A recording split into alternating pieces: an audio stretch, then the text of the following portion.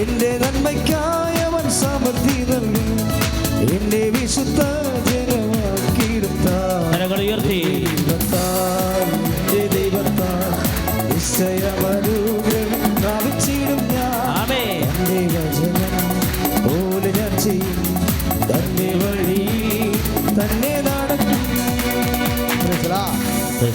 സന്താനങ്ങൾ എന്ന് പറയുന്നത് ഉടമ്പടിയുടെ ആദിമ വാഗ്ദാനങ്ങളിൽ ഒന്നാണത്. ഇപ്പം മണ്ണ് പോലെ നക്ഷത്രം പോലെ മക്കളെ കൊടുക്കുമെന്ന് പറഞ്ഞിട്ട് നിങ്ങൾ ഓർക്കും ഇസഹാക്ക് മാത്രമല്ല ജനിച്ചതുള്ളതെന്നല്ല. പൗലോസ് അപ്പോസ്തലൻ എന്താ പറയണത്? എബ്രാഹത്തെ പോലെ അവൻ്റെ വിശ്വാസത്തിൽ പങ്കുചേരുമ്പോൾ നമ്മളും എബ്രാഹത്തിലൂടെ ദൈവത്തിൻ്റെ മക്കളായി മാറും, വിശ്വാസത്തിൽ എബ്രാഹത്തിൻ്റെ മക്കളായി മാറും. Praise the Lord. അതാണ് മണ്ണ് പോലെ മക്കളെന്ന് പറയണത്. അതുകൊണ്ട് മക്കളുമായിട്ട് ബന്ധപ്പെട്ട് എല്ലാം, അവരുടെ ആത്മാവ് നഷ്ടപ്പെടുത്തുന്ന പ്രണയങ്ങൾ, അവരുടെ ജോലി, അവരുടെ തെറ്റായ ജീവിത രീതി, ലഹരി പദാർത്ഥങ്ങളുടെ ഉപയോഗം, അതുപോലെ തന്നെ അവരുടെ പഠനക്കുറവ്, പഠിക്കാത്ത ഉഴപ്പ്, കുറ്റകൃത്യങ്ങൾ, അങ്ങനെ മക്കളുമായിട്ടും ബന്ധപ്പെട്ട് എല്ലാം ഉടമ്പടി വിഷയമാണ്. സന്താനങ്ങളെന്ന് പറയുമ്പോൾ ആ സന്താനങ്ങളോട് ബന്ധപ്പെട്ട് അവിടെ അഭിവൃദ്ധിയുമായിട്ട് എല്ലാം ഉടമ്പടി വിഷയമാണ്. എപ്പോഴും നമ്മൾ ഉടമ്പടിയുമായിട്ട് ബന്ധപ്പെട്ട ദൈവത്തിൻ്റെ പ്രാചീന വാഗ്ദാനങ്ങളോട് നീതി പുലർത്തുന്ന നമ്മൾ അപേക്ഷകളാണ് വെക്കണമെന്നുണ്ടെങ്കിൽ എളുപ്പമാണത്. തന്നെയല്ല, പലപ്പോഴും സാക്ഷ്യം വരുന്നതെല്ലാം ആ ഒരു കുടുംബത്തിൽപ്പെട്ട ദൈവത്തിൻ്റെ വാഗ്ദാനങ്ങളിൽപ്പെട്ട സാക്ഷ്യങ്ങളാണ് വരുന്നത്. പക്ഷേ ദൈവത്തിൻ്റെ വാഗ്ദാനങ്ങൾ ഏറ്റവും കാര്യങ്ങളുണ്ട്. മനുഷ്യൻ്റെ ഒരു ഭൗതിക മനുഷ്യൻ്റെ സമ്പൂർണ്ണ ജീവിതത്തിനും നിത്യജീവിതത്തിനും. ഇപ്പോൾ വാഗ്ദാനം എന്ന് പറയുമ്പോൾ വാഗ്ദാന നാട്, പുതിയ ഇസ്രായേലിൻ്റെ വാഗ്ദാന നാട് എന്താണ്? സ്വർഗീയ ജെറുസലേമാണ്. നിത്യത വരെയുള്ള വിഷയങ്ങൾ ഉടമ്പടിയുടെ സബ്ജക്റ്റാണ്. ഒരു പക്ഷേ മനുഷ്യൻ്റെ ഐഹികവും പാരത്രികവുമായ വിഷയങ്ങളെല്ലാം ദൈവത്തിൻ്റെ സാന്നിധ്യം ഉറപ്പ് വരുത്തുമ്പോഴാണ് എബ്രാഹത്തിനോട് ദൈവം പറയണത്, നീ തന്നെ ഒരു അനുഗ്രഹമായി മാറും. Praise the Lord. ഇപ്പോൾ ഉൽപ്പത്തി 12:2 നീ ഒരു അനുഗ്രഹമായി മാറും. എന്തുകൊണ്ടാണ്? എല്ലാ കാര്യങ്ങളിലും. ഉൽപ്പത്തി 24:1 ദൈവം എബ്രാഹത്തെ എല്ലാ കാര്യങ്ങളിലും അനുഗ്രഹിച്ചു. Praise the Lord. അപ്പോൾ എല്ലാ കാര്യവും ഉണ്ട്. എബ്രാഹത്തെ അനുഗ്രഹിച്ചെന്ന് പറയുമ്പോഴേ ഉൽപ്പത്തി 24:1 എല്ലാ കാര്യങ്ങളിലും ദൈവം എബ്രാഹത്തെ അനുഗ്രഹിക്കുന്നത് ഉടമ്പടി പ്രകാരമാണ്. ഉടമ്പടിയുടെ പെർസ്പെക്റ്റീവ് ഇപ്പം നിങ്ങളെ പറയും, ചിലരിപ്പോൾ കഴിഞ്ഞ ആഴ്ചയിലേക്കുള്ള സാക്ഷ്യം എന്താണ്? ഞങ്ങൾ 6 കാര്യമാണ് ഉടമ്പടി വെച്ചത്, 3 കാര്യം ഉടമ്പടിയുടെ പുറത്ത് നടന്നെന്ന് പറഞ്ഞില്ലേ. നമ്മളെന്താണ് 6 കാര്യം വെച്ചിരിക്കുന്നത്? 6 കൽപ്പരണി നമ്മുടെ കൃപാസനത്തിൽ നടക്കണത് എന്താ? മരിയൻ ഉടമ്പടിയാണ്. അമ്മ പ്രത്യക്ഷപ്പെട്ടതിൻ്റെ പേരിൽ നമുക്ക് ദൈവം തന്ന ആനുകൂല്യമാണ് ഉടമ്പടി പ്രാർത്ഥന, വെളിപാട് പ്രാർത്ഥനയാണത്. അപ്പോഴും മരിയൻ ഉടമ്പടി ആയത് കാരണം അമ്മയുടെ മധ്യസ്ഥതയിലാണ് കൃപാസനത്തിൽ ഉടമ്പടി ചെയ്യണത്, അത് ഈശോൻ്റെ അടുത്ത് വെക്കണത്. അപ്പം അങ്ങനെ വരുമ്പോൾ 6 കൽപ്പരണിയാണ് ഇപ്പോൾ കാനായിലെ കല്യാണത്തിൽ അമ്മയുടെ മധ്യസ്ഥയിൽ വെച്ചത്. അതുകൊണ്ടാണ് നമ്മൾ 6 കാര്യം വെക്കണത്. പക്ഷേ 6 കാര്യം വെക്കുമ്പോൾ 6 നിബന്ധനകളാണ് നമ്മൾ ഉടമ്പടി പ്രകാരം ഏറ്റെടുക്കണത്. അങ്ങനെ ഏറ്റെടുക്കുമ്പോൾ 6 നിബന്ധനകൾ ഉടമ്പടി പ്രകാരം ഏറ്റെടുക്കുമ്പോൾ ഈ ചിലർ ഇപ്പോൾ ഒരു സാക്ഷ്യം പറഞ്ഞില്ലേ, അതായത് 3 മാസമാണ് അമ്മ വീട്ടിലിരിക്കണത്. അപ്പോൾ നിങ്ങൾ ചിലക്ക് തെറ്റിദ്ധാരണ വന്നു കാണും, ആ 3 മാസം കഴിയുമ്പോൾ പിന്നെ ഉടമ്പടി തീർന്നെന്ന്. ഉടമ്പടിയുടെ 1-ാം ഘട്ടമാണ് 3 മാസം. ഉടമ്പടി ഞങ്ങൾ സ്ഥിരീകരിക്കണതാണ്. അപ്പോൾ അതുകൊണ്ട് ഉടമ്പടി കഴിയുമ്പോൾ തന്നെ അച്ഛനെ കാണാൻ വരുമ്പോൾ പേപ്പർ മേടിക്കണത്. പേപ്പർ മേടിച്ചിട്ട് എന്താ നോക്കണത്? പുതുക്കിയൊന്നും നോക്കത്തുള്ളൂ. ഉടമ്പടിയുടെ 1-ാം ഘട്ടം കഴിഞ്ഞ് ഉടമ്പടി പുതുക്കുമ്പോഴാണ് ഉടമ്പടി ആദ്യഘട്ടം സ്ഥിരീകരിക്കണത്. ചില ആൾക്കാർ ഉടമ്പടി ആദ്യഘട്ടം സ്ഥിരീകരിച്ചിട്ട് പിന്നെ അത് പുതുക്കത്തില്ല. ഇപ്പോൾ ഇന്ന് തൈക്കാട്ടെ ഒരു സഹോദരി വന്നിട്ടുണ്ടായിരുന്നു. അവർ കഴിഞ്ഞ കൊല്ലം എടുത്ത ജനുവരി മാസം എടുത്ത ഉടമ്പടിയാണ്. അത് കഴിഞ്ഞ് എല്ലാം പ്രാർത്ഥനയ്ക്ക് അവർ വരുന്നുണ്ട്, പത്രത്തിൻ്റെ കാർഡുണ്ട്, പക്ഷേ ഉടമ്പടി ഒരു പുതുക്കിയിട്ടില്ല. ആ സാധനം റിജക്റ്റ് ചെയ്ത് കളയും. ഉടമ്പടി പുതുക്കണം. നിങ്ങൾ വരികയോ വരാതിരിക്കണം അല്ല പ്രശ്നം, വന്നാൽ പോരാ, ആ ഉടമ്പടി കൊണ്ടുവന്ന് പുതുക്കണം. 4 പുതുക്കൽ കഴിയുമ്പോൾ പിന്നെ ഒരു കാര്യം അവശേഷിച്ചാൽ നീല കാർഡ് തരും. നീല ഉടമ്പടി, പച്ച ഉടമ്പടിയല്ലേ ഇപ്പോൾ തന്നിരിക്കണത്. അപ്പം മാതാവിൻ്റെ നീല ഉടമ്പടി തരും. ആ നീല ഉടമ്പടി കിട്ടിക്കഴിഞ്ഞാൽ 4 പുതുക്കൽ കഴിഞ്ഞാൽ നീല ഉടമ്പടി കിട്ടും.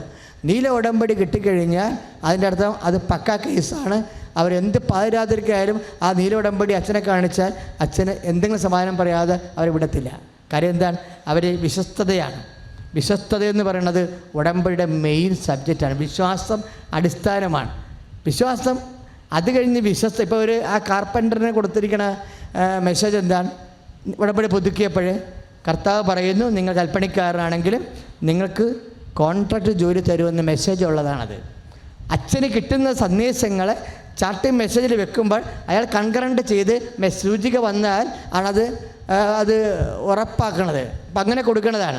പക്ഷേ 3-ാം മാസം കിട്ടിയില്ല, 6-ാം മാസം കിട്ടിയില്ല, അല്ലേ, 9-ാം മാസം കിട്ടിയില്ല. അപ്പോൾ അങ്ങനെ വരുമ്പോൾ ചില പൊട്ടന്മാർ ഉടമ്പടിയുടെ നേച്ചർ അറിയാൻ പാടില്ലാത്തവർ അത് വെറുതെ തോന്നിയായിരിക്കും, നമുക്ക് എന്നാ ഒരു കൽപ്പണിക്കാരൻ എങ്ങനെ കോൺട്രാക്ടർ ആകണത് ഒക്കെ ചുമ്മാ അച്ഛൻ ചിലപ്പോൾ സന്തോഷിപ്പിക്കാൻ വേണ്ടി പറഞ്ഞതായിരിക്കും എന്ന് പറഞ്ഞ് പരിശുദ്ധ വിചാരിച്ച് കയറി പിടിച്ച് അവനെ കുരുക്കിക്കളയും. പക്ഷേ കർത്താവിൽ വിശ്വസ്തതയാണത്.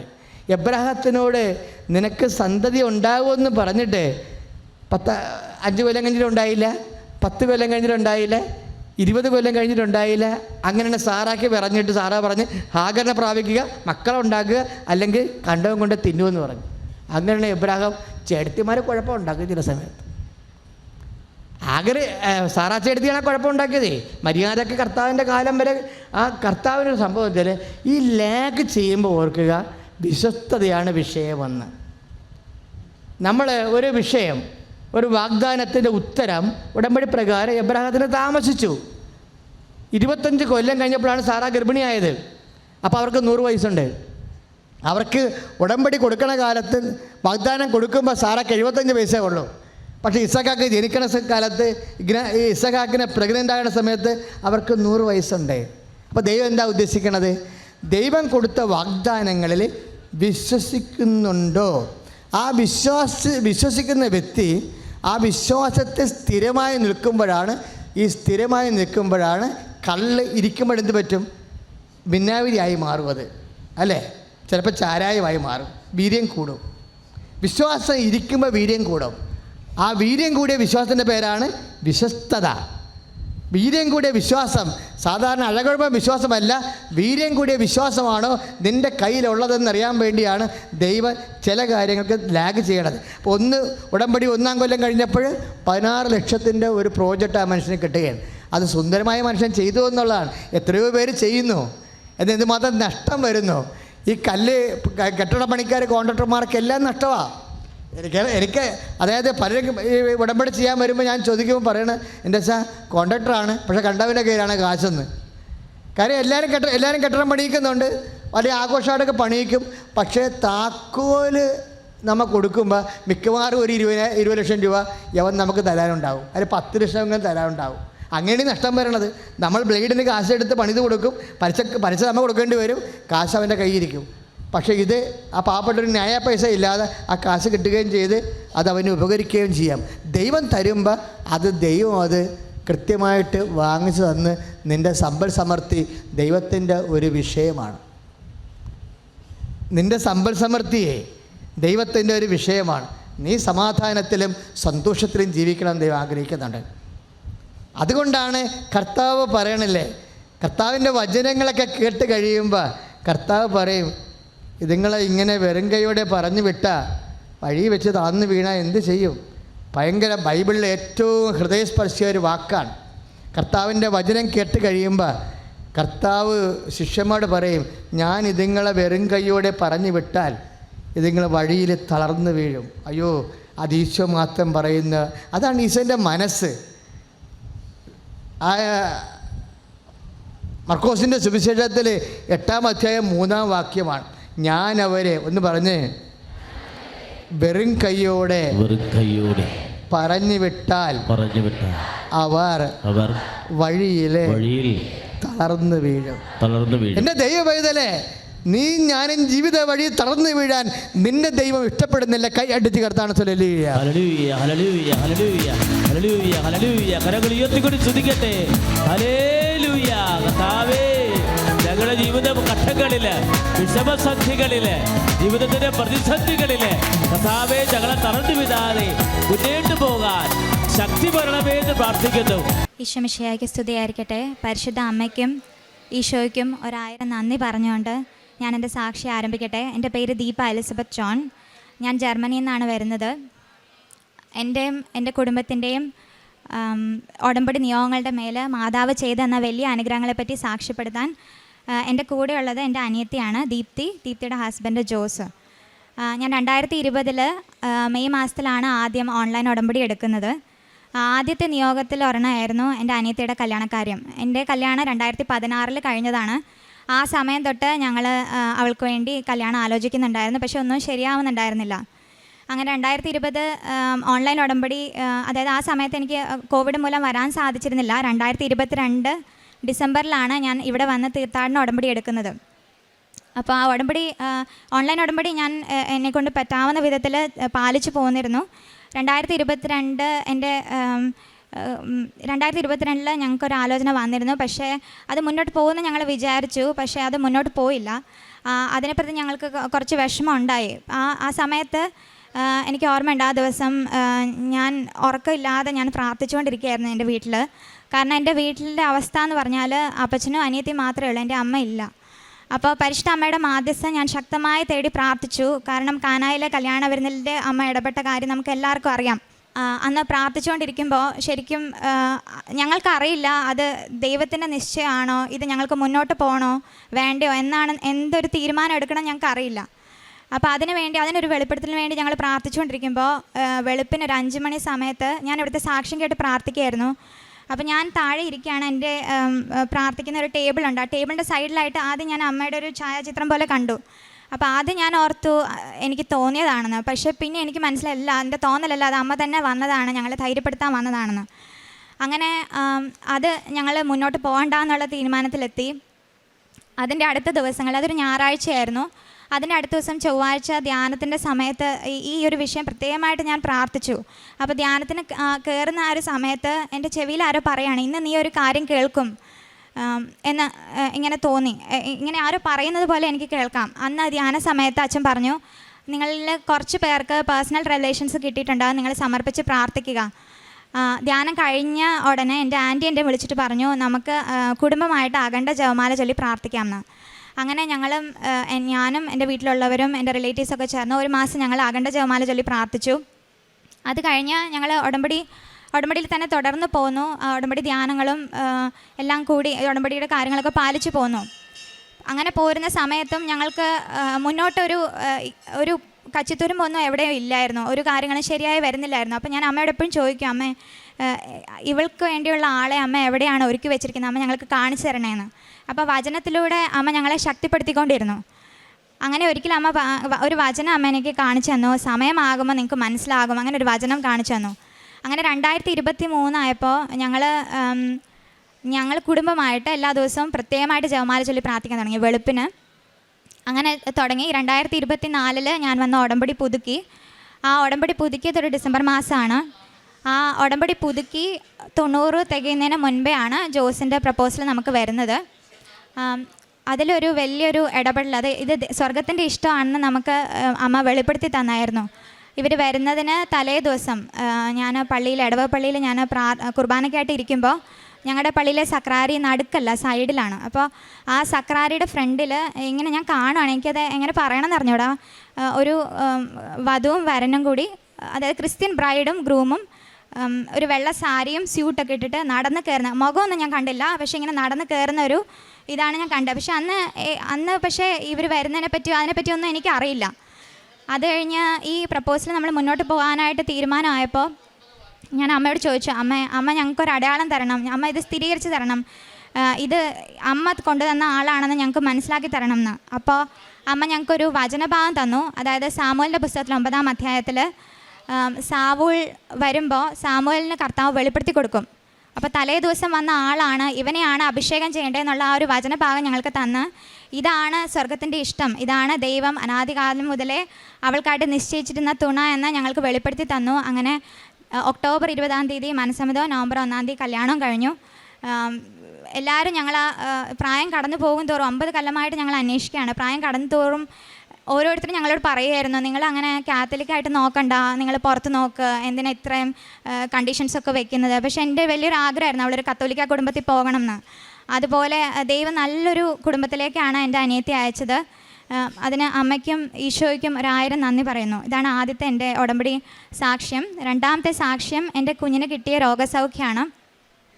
അവൻ 2022 മെയ്യിലാണ് ഉണ്ടായത്. ഉണ്ടായ ഉടനെ അവന് കുറച്ച് ബ്രീതിങ് ഇഷ്യൂസ് ഉണ്ടായിരുന്നു. അവൻ NICUലൊക്കെ ആയിരുന്നു. അത് കഴിഞ്ഞ് 3-ാം മാസം തൊട്ട് അവന് അടിക്കടി പനിയും ചുമയും വരും. അപ്പോൾ ഓരോ തവണ വരുമ്പോഴും അവന് ഒരു വീസിങ് പോലെ അങ്ങനെ ഒരു ടെൻഡൻസി കാണിക്കും. അപ്പോൾ നമ്മൾ സ്പെഷ്യലായിട്ട് ഡ്രോപ്സ് കൊടുത്ത് ബ്രീതിങ് ഈസി ആക്കി അങ്ങനെയാണ് പോയിക്കൊണ്ടിരുന്നത്. അപ്പോൾ അത് ആദ്യമൊക്കെ 2 മാസം കൂടുമ്പോഴായിരുന്നു. പിന്നെ 3 വയസ്സായപ്പോൾ എല്ലാ സെക്കൻഡ് വീക്കും വരാൻ തുടങ്ങി. അപ്പോൾ ഈ ഡ്രോപ്സ് കൊടുക്കുന്നതും ഇതൊക്കെ ഇതിന് കാരണം മുന്നോട്ട് പോകും തോറും ഇത് പിന്നെ ഇൻഹേലറും കാര്യങ്ങളൊക്കെ വരും. അപ്പോൾ ഇതെന്ത് ചെയ്യും? ഇത് ഞാൻ ഉടമ്പടിയിൽ നിയമങ്ങളിൽ എഴുതിയിട്ടില്ല. പക്ഷേ ആ ഒരു സിറ്റുവേഷനിൽ ഞാൻ ജർമ്മനിയിലായിരുന്നു. അപ്പോൾ എൻ്റെ കയ്യിൽ ഉടമ്പടി വസ്തുക്കളുണ്ടായിരുന്നു, അർച്ച വസ്തുക്കളുണ്ടായിരുന്നു. ഞാൻ ഉടമ്പടി തൈലം ഉപയോഗിച്ച് പ്രാർത്ഥിച്ചു, വിശ്വാസ പ്രമാണം ചൊല്ലി പ്രാർത്ഥിച്ചു. അതിനുശേഷം ഇപ്പോൾ 6 മാസത്തിന് മേലെയായി. അവൻ അത് കഴിഞ്ഞും പനിയൊക്കെ വന്നിട്ടുണ്ട്. പക്ഷേ ഒരിക്കലും നമുക്ക് ആ സ്പെഷ്യൽ മരുന്ന് കൊടുക്കേണ്ട ഒരവസ്ഥ ഉണ്ടായിട്ടില്ല. അതിനും അമ്മ മാതാവിന് 1000 നന്ദി പറയുന്നു. മൂന്നാമത്തെ കാര്യം ഞങ്ങളുടെ വീടുമായിട്ട് ബന്ധപ്പെട്ടൊരു കാര്യമാണ്. ഞങ്ങൾ 30 കൊല്ലത്തിലേറെ ആയിട്ട് താമസിക്കുന്ന വീടാണ്. അപ്പോൾ ഞങ്ങളുടെ വീടിൻ്റെ ഫ്രണ്ടിൽ ഒരു കടയായിരുന്നു. അത് കൊല്ലങ്ങളായിട്ട് അവിടെ കടയാണ്. ആദ്യം ഒരു പലചരക്ക് കടയായിരുന്നു. പിന്നെ കഴിഞ്ഞ 3 കൊല്ലങ്ങളായിട്ട് അവിടെ ഒരു സ്കൂട്ടർ റിപ്പയറിൻ്റെ ഒരു വർക്ക്ഷോപ്പായിരുന്നു. അപ്പോൾ ആദ്യം തുടങ്ങിയപ്പോൾ വലിയ കുഴപ്പമുണ്ടായില്ല. പക്ഷേ അത് കഴിഞ്ഞിട്ട് ഞങ്ങളുടെ മുന്നിലെ റോഡ് ഭയങ്കര ചെറുതാണ്. അപ്പോൾ ഈ സ്കൂട്ടറൊക്കെ വെച്ച് അവിടെ എപ്പോഴും ബ്ലോക്കാണ്. തന്നെയല്ല രാത്രി 12 മണി 1 മണി വരെയൊക്കെയാണ് റിപ്പയർ. അപ്പോൾ ഭയങ്കര ബഹളമാണ്. അപ്പോൾ അപ്പച്ചന് രാത്രി ഉറങ്ങാൻ പറ്റില്ല. അപ്പച്ചൻ്റെ വെളുപ്പിന് എഴുന്നേൽക്കുന്ന ആളാണ്, നേരത്തെ കിടക്കുന്ന അങ്ങനെ ഒരു ശീലമുള്ള ആളാണ്. അപ്പോൾ ഞങ്ങൾക്ക് ഈ വിഷയം ഭയങ്കര ബുദ്ധിമുട്ടായി. ഇത് എന്ത് ചെയ്യണമെന്ന് ഞങ്ങൾക്ക് അറിഞ്ഞൂടാ. അപ്പോൾ 2024 ഉടമ്പടി പുതുക്കാൻ വന്നപ്പോൾ ഞാൻ ഇവിടെ വന്ന അമ്മയുടെ അടുത്ത് ഈ വിഷയം സമർപ്പിച്ച് പ്രാർത്ഥിച്ചു.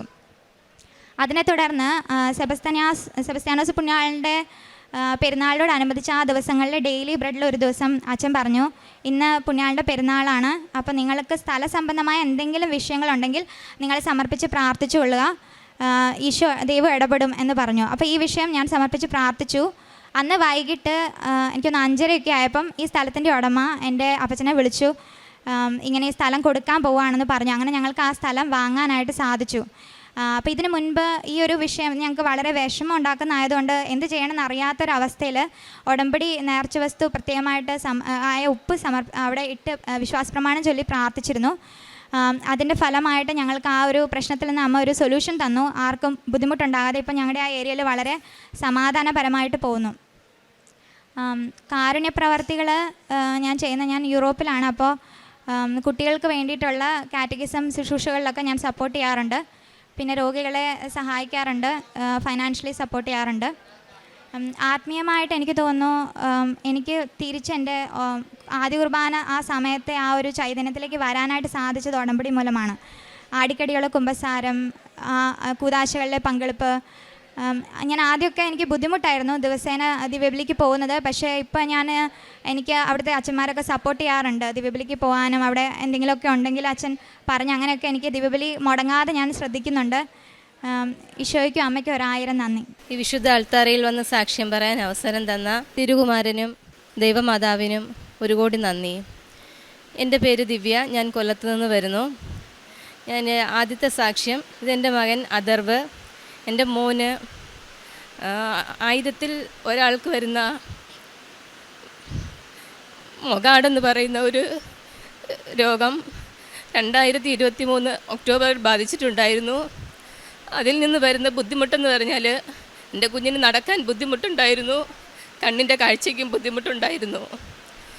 അങ്ങനെ 2023 അവന് 2-3 ഹോസ്പിറ്റലുകളിൽ അഡ്മിറ്റായി. അതിൽ നിന്നെല്ലാം വന്നു. രാഷ്ട്രീയ SITയിൽ നിന്ന് അവന് ഡിസ്ചാർജായി വീട്ടിൽ വന്നു. എന്നാലും അവൻ്റെ ശരീരത്ത് അപ്പോഴും ആ ഒരു രോഗാണുവിൻ്റെ പ്രസൻസ് ഉണ്ടായിരുന്നു.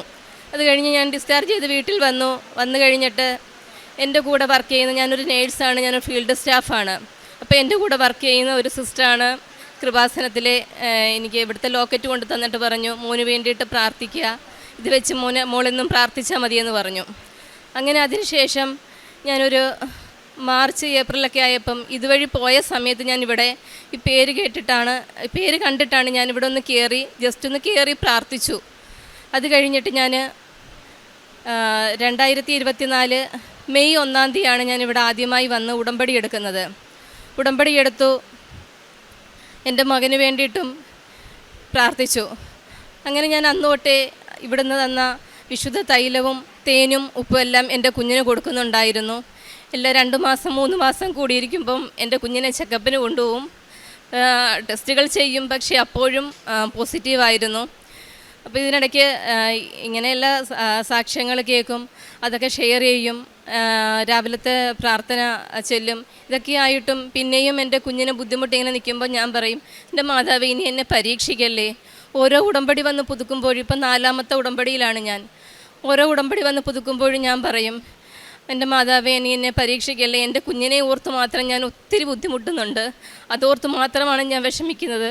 അപ്പോൾ എൻ്റെ ഈ വിഷമം എനിക്ക് മാറ്റിത്തരണേ. കഴിഞ്ഞ ഓഗസ്റ്റ് 9-ാം തീയതി എൻ്റെ 4ാമത്തെ ഉടമ്പടി പുതുക്കിയപ്പോൾ ഞാൻ ഇവിടെ വന്ന് അവിടെ ഇരുന്നുകൊണ്ട് കരഞ്ഞ് ഞാൻ മാതാവിനോട് പറഞ്ഞു, ഈ ഉടമ്പടിയിൽ ഇനി വരുമ്പം എൻ്റെ മാതാവ് ഈ അൾത്താരയിൽ വന്ന് എനിക്ക് സാക്ഷ്യം പറയാൻ ഇടയാക്കി തരണേ എന്ന് പറഞ്ഞു. അങ്ങനെ കഴിഞ്ഞ ആഴ്ച ഞാൻ വന്നായിരുന്നു. പക്ഷേ എൻ്റെ മോനെ അമൃതേ ഹോസ്പിറ്റലിൽ കൊണ്ടുപോകുന്നതിന് തൊട്ട് മുമ്പായിരുന്നു ഞാൻ വന്നത്. മോന് MRI സ്കാനിങ്ങും പോസിറ്റീവായ ബ്ലഡ് ടെസ്റ്റ് ഒന്നുകൂടെ ചെയ്യാനും പറഞ്ഞിട്ടുണ്ടായിരുന്നു. അതിനുവേണ്ടി കൊണ്ടുപോകുന്നതിന് മുമ്പായിരുന്നു ഞാനിവിടെ വന്നത്. നേർച്ച വസ്തുക്കൾ ഉപയോഗിച്ചുകൊണ്ടാണ് എൻ്റെ മോനെ ഞാൻ കൊണ്ടുപോയി ഞാൻ ഒരു കഴിഞ്ഞ തിങ്കളാഴ്ചയായിരുന്നു അമൃതയിൽ ചെക്കപ്പിനായിട്ട് പോയത്. അപ്പം ഞായറാഴ്ച ഞങ്ങൾ അവിടെ ചെന്നു. MRI സ്കാനിങ്ങിന് ഡേറ്റ് കിട്ടിയത് ഞായറാഴ്ചയായിരുന്നു. ഞായറാഴ്ച ചെന്ന് ഞാൻ അവിടെ MRI സ്കാൻ ചെയ്തതിന് ശേഷം അവിടെ തന്നെ റൂം എടുത്തു. തിങ്കളാഴ്ച ഡോക്ടറിനെ കാണണം, പിന്നെയും യാത്ര ചെയ്യണ്ടല്ലോ എന്ന് വിചാരിച്ച് അവിടെ തന്നെ റൂം എടുത്ത് അങ്ങനെ നിന്നപ്പോൾ രാത്രി ആയപ്പോഴത്തേക്കിന് ഞാൻ ജപമാല ചൊല്ലി മാതാവിനോട് ഇങ്ങനെ കുറേ കരഞ്ഞു പ്രാർത്ഥിച്ചിട്ട് ഞാൻ അവിടെ ഒരു ജനലിൻ്റെ അവിടെ ഇങ്ങനെ നിന്നപ്പോഴത്തേക്കിന് ദൂരെ ഒരു പള്ളിയുടെ രൂപമാണ് പള്ളിയുടെ രൂപമായിട്ടല്ല എനിക്ക് കാണുന്നത്. ജപമാല, ഒരു ചുമപ്പ് കളറിൽ ജപമാല കത്തി നിൽക്കുന്ന കൂട്ടൊരു ഇതാണ് ഞാൻ കാണുന്നത്. അപ്പോൾ എൻ്റെ മാതാവിന് എനിക്ക് എന്തോ മനസ്സിലൊരിതാവുന്നു. കാര്യം ഇതിൽ എനിക്ക് എന്തോ ഒരു പോസിറ്റീവ് ഇതായിട്ട് എനിക്ക് മാതാവ് തരുമെന്നൊരു വിശ്വാസം എനിക്ക് തോന്നി. അങ്ങനെ പിറ്റേ ദിവസം ബ്ലഡ് ടെസ്റ്റ് ചെയ്തപ്പോൾ ആദ്യം അവർ പറഞ്ഞത് റിസൾട്ട് പിറ്റേ ദിവസമേ ആവത്തുള്ളെന്ന് ആദ്യം പറഞ്ഞു 2 മണിക്കൂർ കഴിഞ്ഞ് കിട്ടുമെന്ന് പറഞ്ഞു. പിന്നെ പറഞ്ഞു പിറ്റേ ദിവസമേ ആകത്തുള്ളെന്ന് പറഞ്ഞു. പക്ഷേ വൈകുന്നേരം 5 മണിയായപ്പം എൻ്റെ മോൻ്റെ റിസൾട്ട് വന്നു. റിസൾട്ട് നെഗറ്റീവായിരുന്നു. 2 വർഷമായിട്ട് എൻ്റെ കുഞ്ഞിൻ്റെ ശരീരത്ത് പോസിറ്റീവായിട്ട് നിന്ന ആ രോഗാണു വിശുദ്ധ വസ്തുക്കൾ ഉപയോഗിച്ചതിൻ്റെ ഫലമായി എൻ്റെ കുഞ്ഞിൻ്റെ ശരീരത്തിൽ നിന്ന് അത് പൂർണ്ണമായി മാറിയിരിക്കുകയാണ്. ഇപ്പോൾ എൻ്റെ കുഞ്ഞ് മൊഗാട് നെഗറ്റീവാണ്. ഇപ്പം അവന് വേറെ ബുദ്ധിമുട്ടുകളൊന്നും തന്നെ ഇല്ല. ഇനിയിപ്പോൾ മരുന്ന് നിർത്താമെന്നാണ് ഡോക്ടർ പറഞ്ഞിരിക്കുന്നത്. അടുത്തതായി 1.5 വർഷമായിട്ട് ഞാൻ വിദേശത്ത് ജോലിക്ക്, ഞാനൊരു നേഴ്സാണ്. അപ്പം വിദേശത്ത് ജോലിക്ക് വേണ്ടിയിട്ട് ഞാൻ നോക്കുന്നുണ്ടായിരുന്നു. അങ്ങനെ നോക്കാൻ തുടങ്ങി അന്ന് തൊട്ടേ ഓരോ തടസ്സങ്ങൾ, എല്ലാത്തിനും ഡേറ്റാ ഫ്ലോ, എലിജിബിലിറ്റി, എന്ത് പ്രൊസീജിയറിന് വന്നാലും ആദ്യം തടസ്സങ്ങളാണ്. ആ തടസ്സങ്ങൾ വരുമ്പോഴേ ഞാനാണെങ്കിൽ നമ്മുടെ വിശുദ്ധ വസ്തുക്കൾ ഉപയോഗിക്കും, പ്രാർത്ഥിക്കും, മുട്ടിപ്പായിരുന്ന് പ്രാർത്ഥിക്കും. എൻ്റെ മാതാവേ ഒത്തിരി പരീക്ഷണങ്ങൾ എനിക്ക് ജീവിതത്തിൽ തന്നു. പക്ഷേ എനിക്ക് ഈ ജോലിക്ക് പോയേ പറ്റൂ.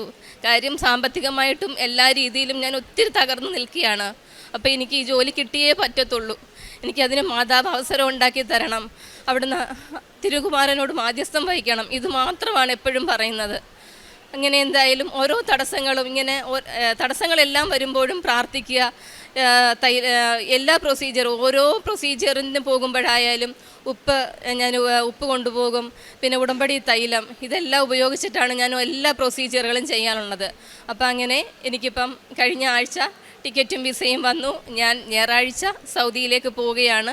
അതേപോലെ തന്നെ എനിക്ക് ഒരു 6-7 വർഷമായിട്ട് ശ്വാസമുട്ടലും അലർജി രോഗവും ഉണ്ടായിരുന്നു. ഞാൻ ഇവിടെ നിന്നുള്ള ഉപ്പും വിശുദ്ധ തൈലവും ഉപയോഗിച്ച് എനിക്കിപ്പോൾ ആ ഒരു ബുദ്ധിമുട്ട് മാറി. അത് ഇത്രയേറെ അനുഗ്രഹങ്ങൾ എൻ്റെ ജീവിതത്തിൽ തന്ന യേശോപ്പായ്ക്കും അമ്മ മാതാവിനും 1 കോടി നന്ദി പറയുകയാണ്. പ്രേക്ഷിത പ്രവർത്തനം, ഞാനൊരു ഫീൽഡ് സ്റ്റാഫ് ആയതിനാൽ കിടപ്പിലായ രോഗികളും പിന്നെ അങ്ങനെയുള്ള രോഗികളെയാണ് കൂടുതലും എനിക്ക് സന്ദർശിക്കാൻ കഴിയുന്നത്. അപ്പോൾ അങ്ങനെയുള്ളവരെ കണ്ട് എൻ്റെ അനുഭവങ്ങൾ പറഞ്ഞ് ഓരോ കാര്യങ്ങൾ പറയുവാനും ഇവിടെ എൻ്റെ ഓരോ അനുഭവങ്ങൾ കേട്ടിട്ട് ഇവിടെ കുറച്ച് പേര് വന്ന് ഉടമ്പടി എടുക്കുവാനും സാധിച്ചതിൽ എനിക്ക് ഒത്തിരി സന്തോഷമുണ്ട്. പിന്നെ കാരുണ്യ പ്രവർത്തികൾ എന്ന് വെച്ചാൽ ഫീൽഡ് സ്റ്റാഫ് ആയതിൻ്റെ പേരിൽ പിന്നെ മരുന്ന് മേടിക്കാനോ അല്ലെന്നുണ്ടെങ്കിൽ ഇങ്ങനെ രോഗങ്ങൾ കൊണ്ട് ഒത്തിരി ദുരിതം അനുഭവിക്കുന്ന ഒത്തിരി പേരെ എനിക്ക് സഹായിക്കാൻ കഴിഞ്ഞിട്ടുണ്ട്. ഹോസ്പിറ്റലുകളിൽ പൊതിച്ചോറ് കൊടുക്കാൻ കഴിഞ്ഞിട്ടുണ്ട്. പിന്നെ അനാഥാലയങ്ങളിൽ നിന്നൊക്കെ പൈസ കൊടുക്കാൻ കഴിഞ്ഞിട്ടുണ്ട്. ഇത്രയേറെയാണ് ഞാൻ ചെയ്ത പ്രവർത്തികൾ. ഇത്രയേറെ അനുഗ്രഹങ്ങൾ എൻ്റെ ജീവിതത്തിൽ തന്ന അമ്മ മാതാവിനും യേശുവപ്പായ്ക്കും 1000 കോടാനുകോടി നന്ദി പറയുന്നു.